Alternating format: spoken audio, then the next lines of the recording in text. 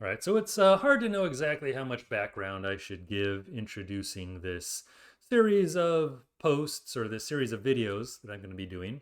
But I'm going to be talking about fiction, a kind of fiction set in Dungeons and Dragons Planescape campaign setting. And if you know what all of those words mean, you can skip a little bit ahead in this introduction. But for everyone else, let me say that Dungeons and Dragons, which I'll maybe shorten to D&D, is a tabletop role-playing game, meaning that players create characters and they work together to solve some problem or fight monsters, whatever, in a fantasy narrative and a world provided by a person known as the dungeon master, who kind of guides and controls the game in a sense. And this person, this dungeon master, is drawing on rules and other materials about how to play the game, provided in game books, Dungeons and Dragons game books. But one important thing is that sessions of D&D take place in settings, what are called settings, and several different official settings have been developed over the years, beginning with Dave Arneson's Blackmoor setting, and Gary Gygax's Greyhawk setting. So Blackmoor and Greyhawk were the first kind of official settings. Blackmoor, of course, one of the books for Blackmoor is on the screen.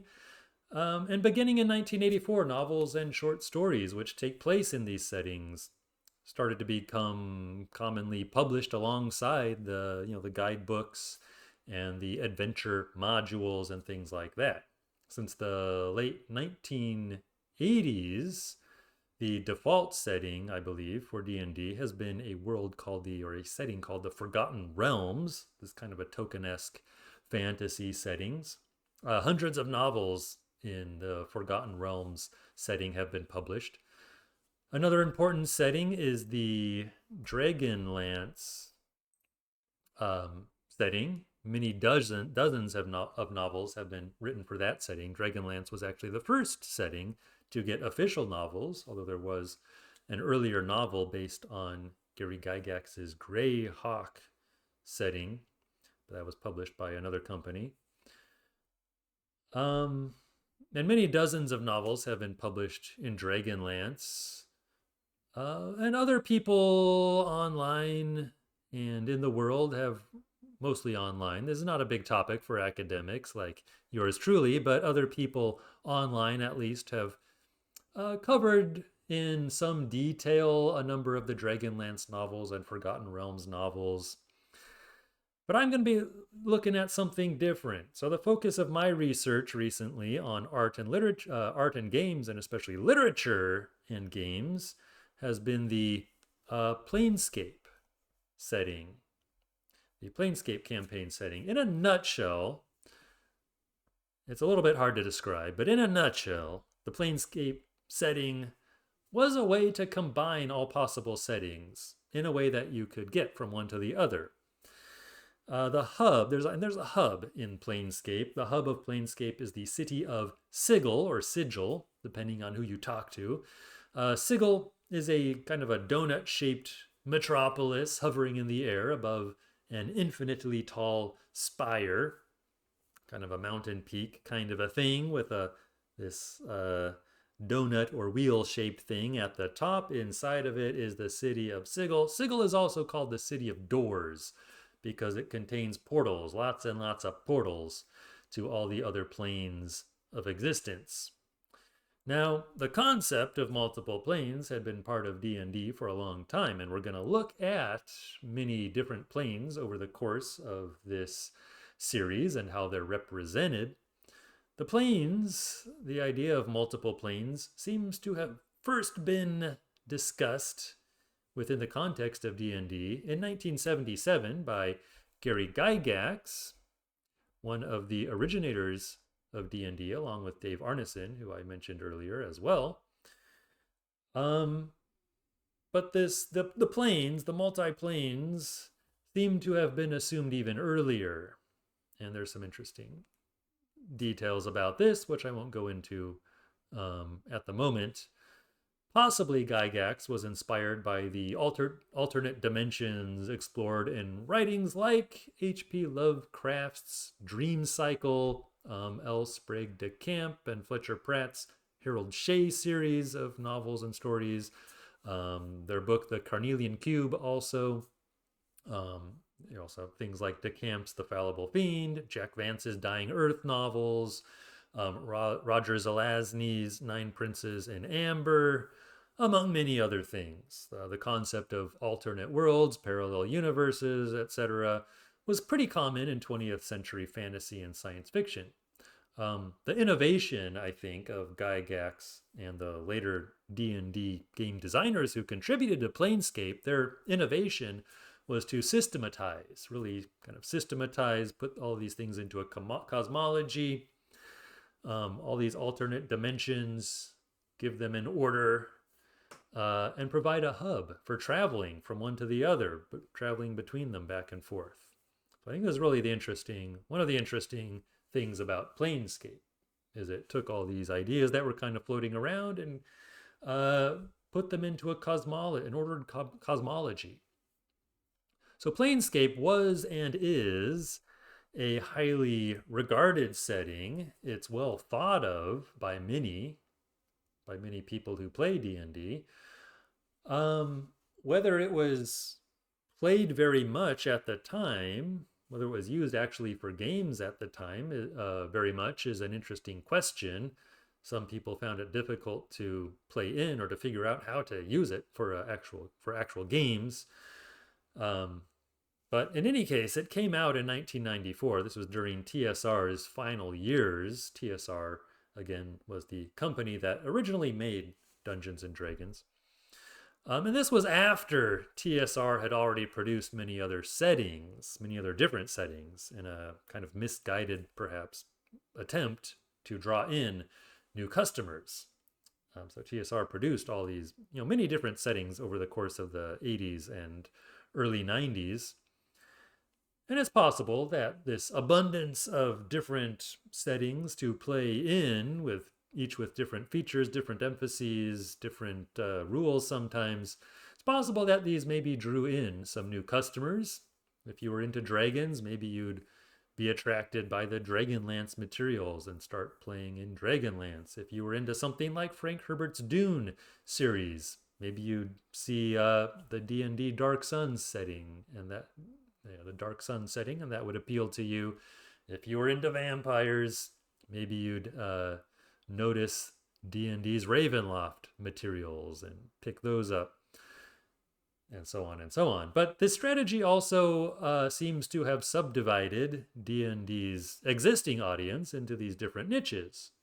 And probably a lot of players also just ignored the development of new settings, because it could get overwhelming. In any case, for whatever reason, and this seems to have been part of the reason, TSR was in pretty big financial trouble by the time Planescape was released, and TSR was taken over a few years later by Wizards of the Coast. For a really good history of this, an entertaining history of this, I recommend a book by Ben Riggs called Slaying the Dragon. It's a fun book to read, and an interesting background on Dungeons and Dragons. But going on, as I said before, novels and short stories had long been a popular way for TSR to market and develop its gaming materials. This fiction allowed players to experience the settings in other ways, in another medium. It also gave people new ideas for D&D sessions. And before TSR was acquired by Wizards of the Coast, they did manage to produce 4 official Planescape novels. So we're going to be looking at all of those 4 novels. We should add to this a major fan-made novel that was actually rejected by TSR but became pretty popular online. The author released it kind of into the wild, and it's been, I think, one of the more popular novels set in the Planescape universe or multiverse. And then we should also add in a novelization of the video game Planescape Torment, which was published by Wizards of the Coast in 1999. This would bring the grand total of Planescape novels up to six novels. And we'll also uh, look at a couple of short stories by Planescape designer David Zeb Cook. I'll look at these first in the video after this one. And we'll also look at some fan-made kind of transpositions of Planescape Torment, the video game Planescape Torment's in-game text into novel form. So we'll look at that as well. So anyway, it's not a insurmountable amount of material. I mean, it's several novels, but that's much less than, say, Forgotten Realms, which has hundreds of novels in it, or Dragonlance, as I mentioned before, which has dozens of novels in it. And I don't think anyone has perhaps managed to read all of the novels in either of those settings. But Planescape, you can actually read everything if you want. Not many people want to, but I'm going to do it. I have done it, and I'm going to talk about it. So it's not a Sisyphean task, right? There's a limited amount of material to go through, which is good for someone like me who has a limited amount of time. So pretty much all of this material that I'm going to be talking about, all these novels and stories and so on, it's pretty obscure. I'll admit that. And some would say, some have said this is for the best. A number of people do not like these novels. I'm going to maybe try to change their mind. But Planescape fiction really, if you look at it as an outsider, I'm kind of an outsider to this. If I look at it objectively, I don't feel that Planescape novels are really worse than other D&D fiction. And this is not a highly respectable form of fiction, let's be honest. So maybe that's a low bar, a low threshold to cross. But there's ways in which it's very interesting to look at, and it's not as bad as I had really anticipated going in. And I would even say that on average, a Planescape novel is more inventive than your average Forgotten Realms novel or Dragonlance novel, maybe even looking at other settings like Ravenloft. There's reasons why I think Planescape novels can be and have been a little bit more interesting or innovative than the norm, even though this has often been overlooked. Why is this? Well, one of the special aspects of Planescape relative to other D&D settings is its, what I'm going to call its postmodernism. Don't be afraid of that. But Planescape, what I mean is that Planescape is a world of bricolage, as the French would say. It's bringing a bunch of different stuff in. It's putting it together in a kind of cohesive way. It's maybe not totally cohesive. It's not really, I think, intended to be totally cohesive. But you've got multiple perspectives going on. You've got multiple histories, multiple narratives, kind of a carnivalesque, subversive feeling to it. Much of traditional Dungeons and Dragons is vaguely medieval in its style. It's kind of Conan the Barbarian meets Lord of the Rings. Add in a little bit of H.P. Lovecraft mystery in there, and you got traditional Dungeons and Dragons. Planescape expands on this. It mixes in the medieval with ancient, with the Elizabethan and Victorian. You don't get like super modern technology, but you get kind of this industrial, kind of early industrial feeling some of the time. You get Greek gods, but you also get steampunky kind of, Victorian science fiction-y stuff. You get sword and sorcery, but you also get kind of this urban horror element when you get into Sigil. And all of this is happening while your characters are trading wisecracks in Elizabethan slang, which was kind of the language that David Zeb Cook developed for this setting. And this postmodern mixing is not an accident. The original as we'll discuss in more detail in future videos, the original Planescape designer, David Zeb Cook, was influenced by, among other things, postmodern fiction. I'll say, and again, I'll say more about this in the next time. But overall, in this series of videos on fiction in Planescape, I'm going to proceed roughly chronologically through the fiction, through the novels. It's not entirely possible to be accurate about this. Most of these novels were written during the same few years, 1994 to 1996. They came out, the first stories that we'll look at came out in 1994. The first novels came out, it's hard to say exactly even. Kind of unofficially, maybe 1995, officially 1996, 1997. Kind of ending in 97, 99. You can give kind of a rough chronology, but there's a lot of gray there. But I'm going to try to do a bit of, more or less chronological, just to give some order here. But more than this, we're going to be paying attention to certain aspects of the fiction. We're going to be looking at common themes, right? What is common to Planescape that maybe distinguishes it from fiction in other settings? What kinds of imagery and symbols are more typical to Planescape? We're going to be looking also, though, with connections to other literature, not only D&D fiction, but other kinds of fiction, things like postmodernist fiction, as well as earlier fantasy fiction, horror fiction, and things like that.